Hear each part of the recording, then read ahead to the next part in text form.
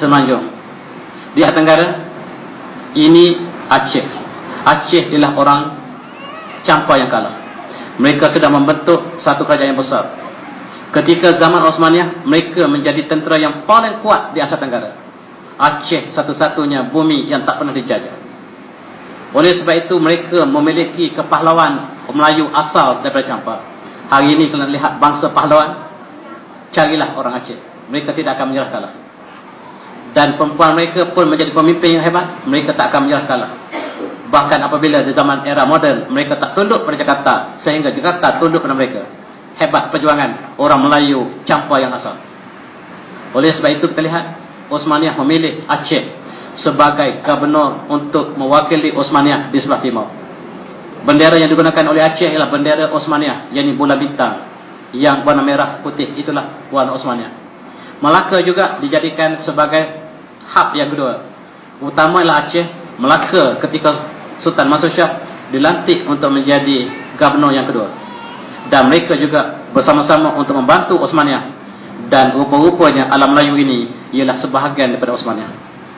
Dan pusat sebelah timur pula ialah di Amanillah, yang terletak di Filipina sekarang. Yang kemudian bumi ini telah dimurtadkan oleh Spanyol, kemudian dimurtadkan lagi oleh Amerika, sekarang telah menjadi Manila. Amanillah telah betulkan menjadi Manila. Sebuah simbol kerajaan Islam yang terbesar di timur telah menjadi bandar murtad 100%. Sayang, itulah sejarah yang malang orang Melayu. Kita sentiasa mencipta sejarah yang malang. Dulu, kini, dan selama-lamanya barangkali. Kita lihat ketika Osmaniyah memerintah di Istanbul, ini ialah Museum Melaka. Sebenarnya bukan ini yang Istana Melaka. Istana Melaka bukan pada kayu.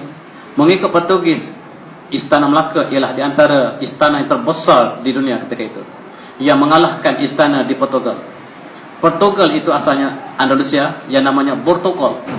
Portugal maksudnya limau, oranges, yang sudah menjadi Portugal sekarang. Kita lihat nama-nama di Spanyol, masih lagi kebanyakan nama Islam. Madrid, itu asalnya Majri, sungai. Kita lihat di sebelah timur ataupun di belakang selatan di Prancis, namanya Marseille. Nama asalnya Marsa Ali, Pelabuhan Ali.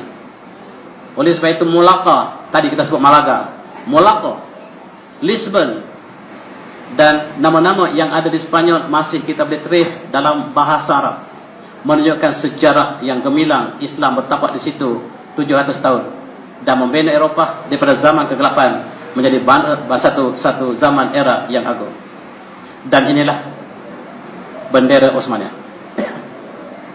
Di sebelah kiri ini yang masih menjadi bendera Turki ialah bendera Osmaniyah, yang simbol kepada kerajaan Islam yang terbesar ketika itu.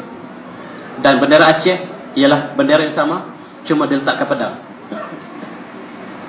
Bendera Melaka masih sama seperti bendera Turki sekarang.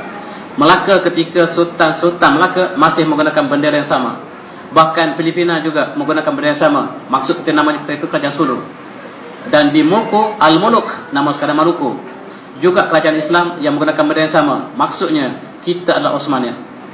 Tetapi tidak pernah ada satu buku pun di negara kita yang tulis bahawa negara kita berada di bawah Osmaniyah, kecuali dengan rendah dirinya buku saya yang bertajuk Turki dan ada di belakang. Ini saya cuba tunjukkan kembali bahawa Melaka dengan bukti yang kita ada ialah sebahagian daripada kerajaan Osmaniyah, dan mereka memiliki infrastruktur ataupun logistik tentera yang terbaik di dunia ketika itu. Dan ini diakui oleh Portugis. Portugis mengatakan ketika kami bertemu dengan orang Melaka, mereka mempunyai senjata yang lebih baik daripada negara kami dan lebih baik daripada Jerman. Jerman negara yang dibina oleh umat Islam. Kita tidak tahu bahawa Jerman pernah diasaskan oleh umat Islam, sebab universiti pertama di Jerman dibina oleh umat Islam. Murid pada Ibn Rushd, iaitu Universiti Frankfurt. Kemudian Universiti Munich dibuka oleh umat Islam. Begitu juga dengan Universiti Leuven, 3 buah universiti besar di Jerman dibuka oleh murid kepada murid Ibn Rushd. Dan Jerman telah membina teknologi yang tinggi. Kata Portugis, ketika kami menentang Melaka, kerajaan Melaka mempunyai senjata secanggih Jerman. Dan rupa-rupanya senjata yang ada Jerman, senjata yang ada Melaka berpunca daripada Osmaniyah.